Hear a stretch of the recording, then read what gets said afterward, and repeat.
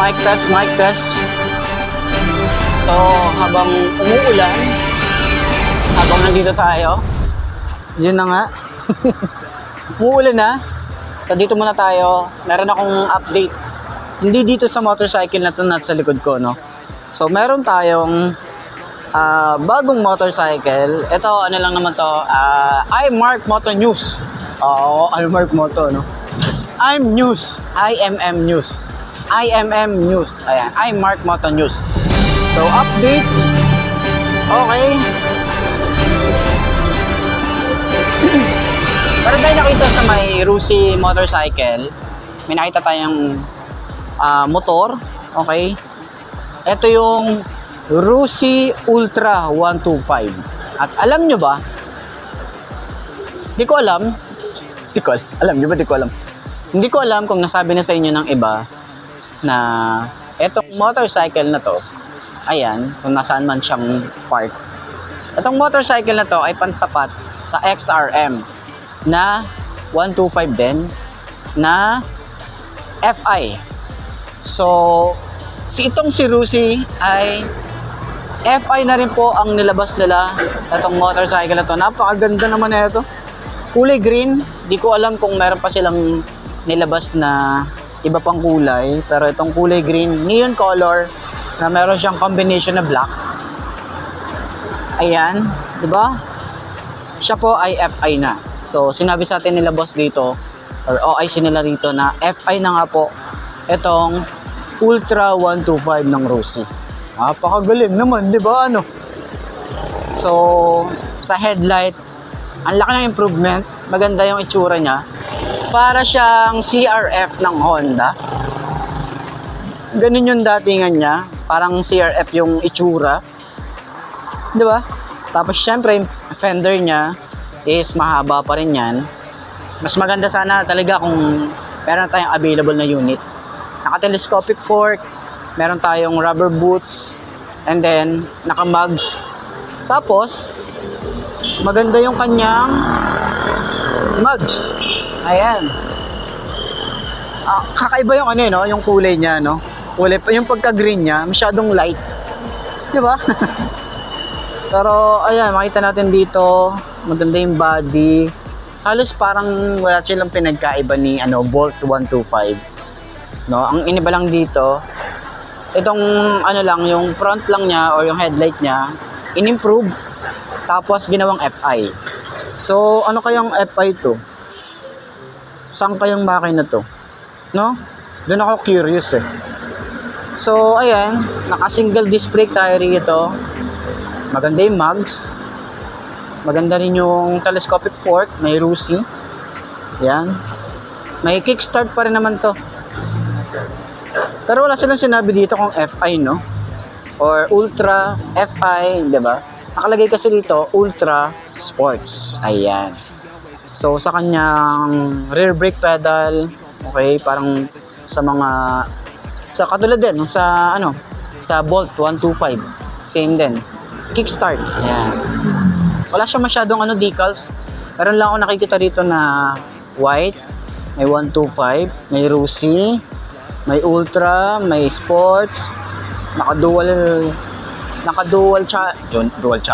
dual shock, yung kanyang tambucho, meron siyang cover na metal, okay? Yung grab bar, same pa rin sa mga katulad nung sa sa mga Bolt 125, same lang din dito. And then, napansin natin dito is kakaiba yung kanyang taillight. May improvement dito sa taillight niya. Makikita natin mamaya kung ano yung itsura ng kulay. Ano yung itsura ng taillight niya. Maganda yung improvement eh. So may plate light pa rin tayo. Plate light. May reflector. Sakit ng labi ko. Sakit. May reflector. Yung lagay ng plate. Okay. Yan, yung kanyang headlight, di ba? Ganda ng itsura. Maangas eh, no? Ano pa kaya yung mga ibang kulay nito? Yan, yung kanyang naka-single disc brake, dual path caliper, mugs maganda rin eh. So sana dito gawin nilang gold. Di ba yung mga katulad nito? Yung kulay gold na to. Ayan. So, dash panel niya. Silip ko lang dito. Naka fully digital siya. Maganda yung front. Yun o. Ayan, makita natin dito. Yung taillight is LED na rin. Sa gitna, pinaka-gitna niya yung pinaka-taillight. Meron siyang park light or daytime running light. And then yung signal light niya nandun din sa kabilaan. Ayan. Ayos no? Ganda no? Iba talaga si Rusi. Nag-i-improve na si Rusi pagdating sa design. Alam mo yun, mga pinagsama-samang idea. Ganda. So naka-drum brake pa rin dito sa likod. And sana mag-ano rin sila, maglagay din sila rito ng disc brake. Parang kay Neptune 125, naka-disc brake harap at likod, di ba?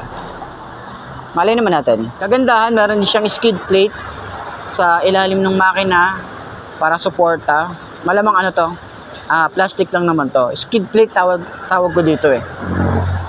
Kasi sa mga big bike, skid plate talaga tawag. Pero dito, hindi ko alam kung ano tawag eh. Skid plate talaga tawag ko. So, may napapansin ako dito, yung mga plastic na ginamit nila rito is meron siyang katulad nung ginawa kay Adventure X.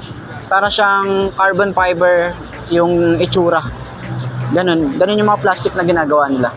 Headlight niya, yung talaga improvement nito sa headlight. Ayan. Pero nakalagay Euro 3. Pero sabi nila, FI na raw. Tingnan natin kung talagang FI na siya or Euro 3 na carb type. Malalaman natin yan. Kasi sabi nila boss is FI na siya. Malay natin, di ba? So, sa kanyang compartment, meron pa rin naman tayong compartment. Same pa rin yung sa Bolt na 125, meron siyang lagayan. Yung ating oo nga, parang FI nga siya kasi meron siyang sensor dito. Diba? Hindi ko alam. Makikita natin yan. Malalaman natin yan pag available na yung unit dito.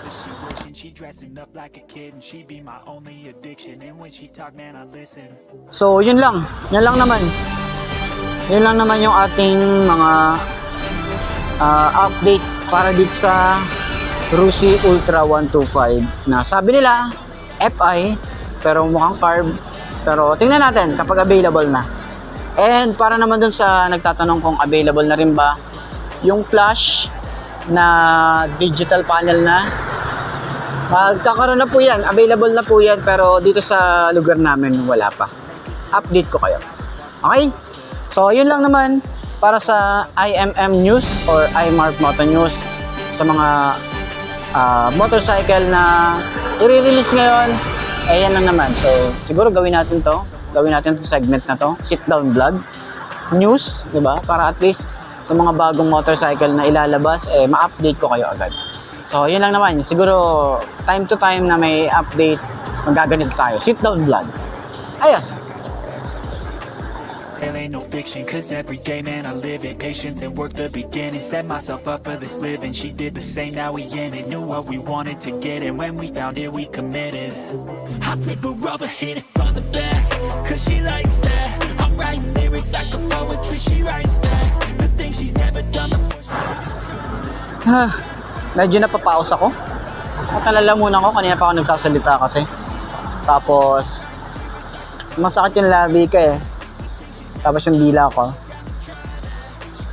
May parang sinaw. Sakit. So, ayan. Dito ko natatapusin to.